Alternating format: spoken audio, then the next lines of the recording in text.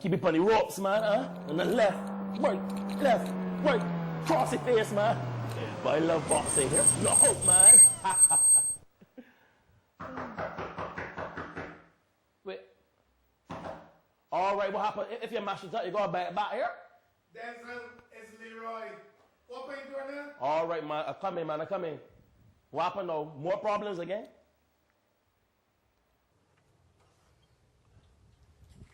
Why you so angry, brother? What you think? Poor Lita again.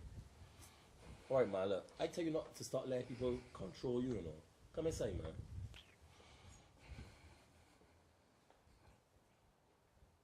Drink some water, man. Thanks. Poor Lita talk, saying, I don't do this, I don't do that. My family encouraging me in foolishness. And now, I hear there's another man in the picture. What you would do, Denzel? Well, in life, communication is very important. But you talk to she about all this? Talk to she? Man, you can't talk to she, man. I feel like I would just go home and put some lashes on she, Hold on, Leroy, hold on. Where violence can get you, besides lock up or dead? She hurt me, and aware of that, but I abused her because she was disrespectful to me, telling me about my mom, because she told me, my wife, that she was in love with another man. I didn't really abuse her because of that, but then she carried on, and then she disrespected my mother. I was living at my mother's house, so I lose control there for at least a few seconds, and I was abusive, and we fought. And she went to the police, and I was charged for unlawful assault. 1 in every 5 murders in Barbados was a result of domestic violence. All of these were women. According to officials, domestic violence is an underreported crime and one of the most pervasive of all social problems.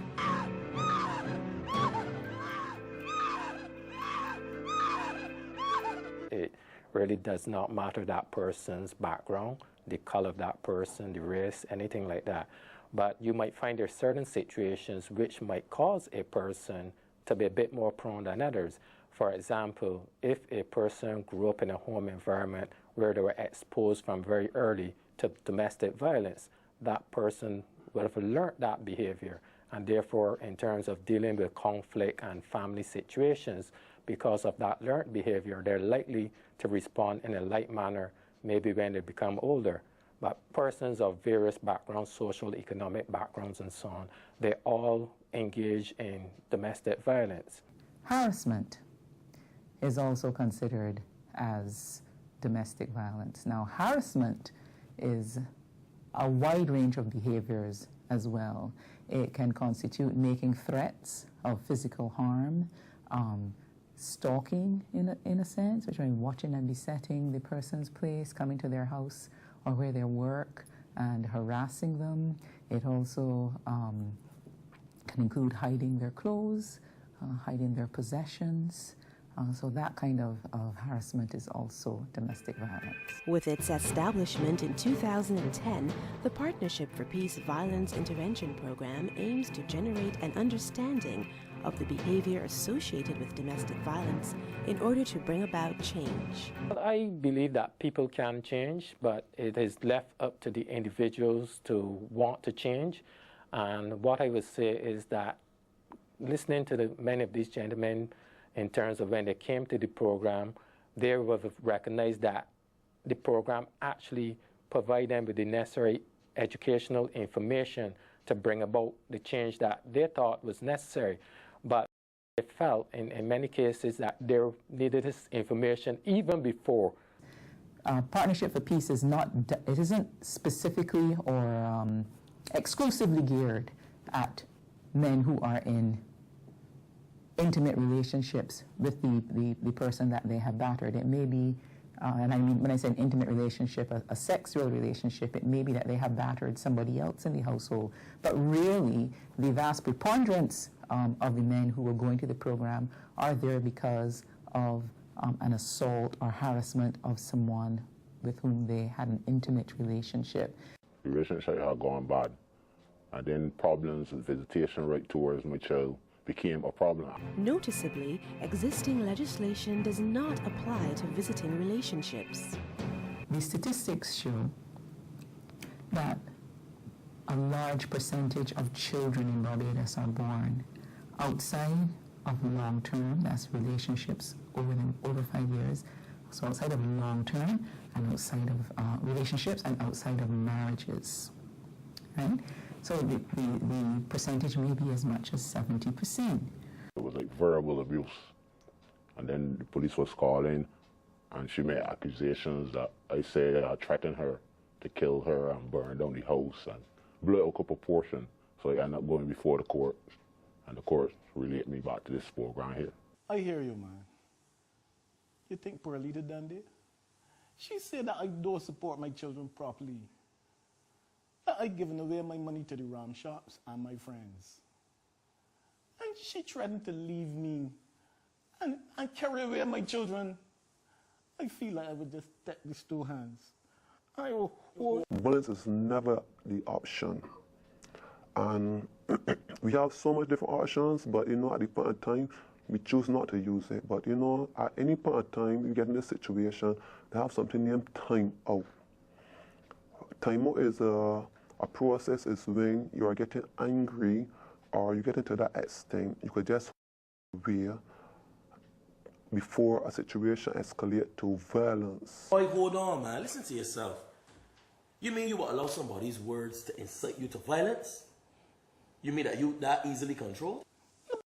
Control me, Denzel, man. So if someone says or does something, and you react without thinking about what's best for you, what you would call that then? I never thought about it that way. No judge is going to prevent you from seeing your children. There are other ways. Look, don't do something that you're going to regret here. Trust me. Honest to God, right?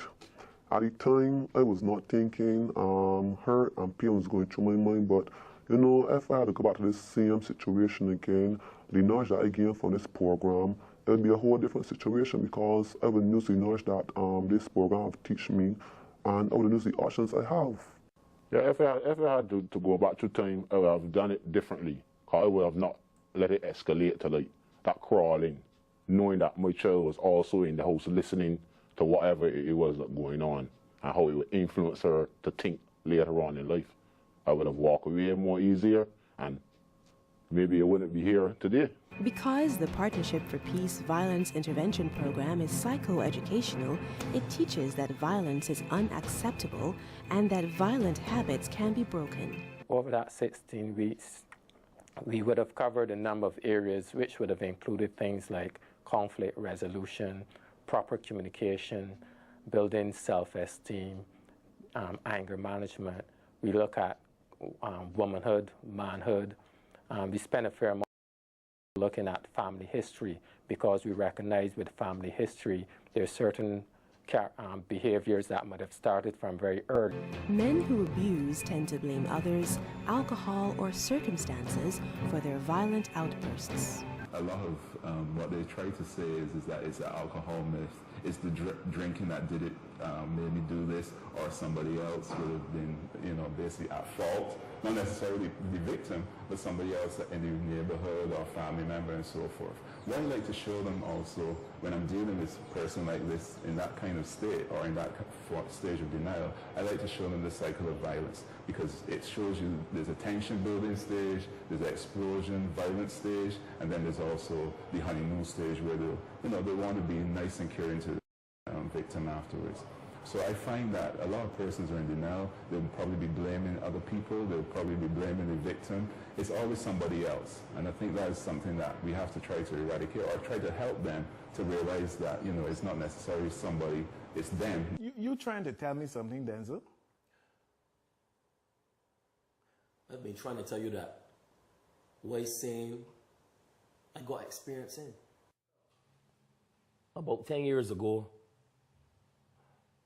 I was charged for a physical attack against my ex-girlfriend. And I was incarcerated. I didn't know that. I don't know what to say. Say that you won't make the same mistakes I did. So far, we have had gentlemen that have been referred in their early 20s, 21, and we've actually had someone in their 80s.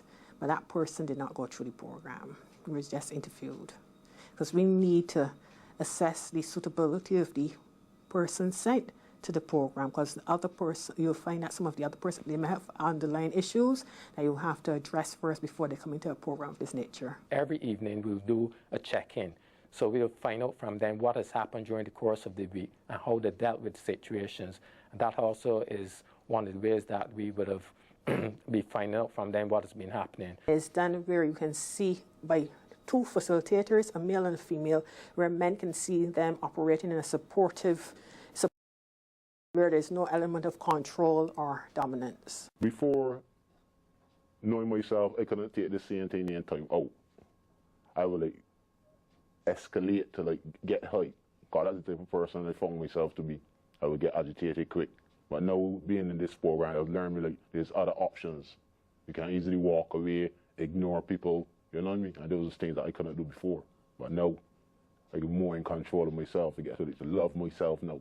The program is a tremendous help to any person. Even if you're not abusive or not, there's a lot to learn from this program, because it don't only deal with violence, it's deal with spirituality, it's deal with violence, it's deal with childhood, it's deal with whole world aspect. Why not lend a helping hand and join the ranks of volunteers who are specially trained to make a difference in the lives of those who need it the most? You don't necessarily have to have special qualifications. You just have to have an interest. You have to make sure you stick to the contents of the program, that you don't fear or you don't bring any biases, and you can actually, and you must live a violence-free lifestyle as well. My advice not to only men, to any person at all, because it's not only men that's being physically violent, right? To any person that think that they have to use violence to be a solution, just ask God to show them the right way and everything will work out. Whenever we talk about intimate partner violence, people are quick to say that obviously men are abused as well. Yes, men are abused and physically abused and perhaps murdered as a result of intimate partner violence. This may be particularly so in homosexual relationships, where there's intimate partner violence. But by and large, the vast number of persons who are injured, harassed, and certainly killed as a result of intimate partner violence are women. The Partnership for Peace Violence Intervention Program is not only for men who have appeared before the law courts for domestic violence, but also for those who recognize that they need help. What's up, Denzel? Wow, a good man. Long time no see, man. I took your advice and enrolled in the Partnership for Peace Violence Intervention Program. It really helped me a lot, to tell you the truth. It did. Well, that's good to hear, man. But how things with you and your wife? Well, we're working on it. And even if we don't stay together, I'm a lot calmer, more peaceful, and I'm just focusing on being the best Leroy I can be. That's good, man. Keep it up, buddy. All right, bro. All the best, sir. We'll see you later. Yeah, man.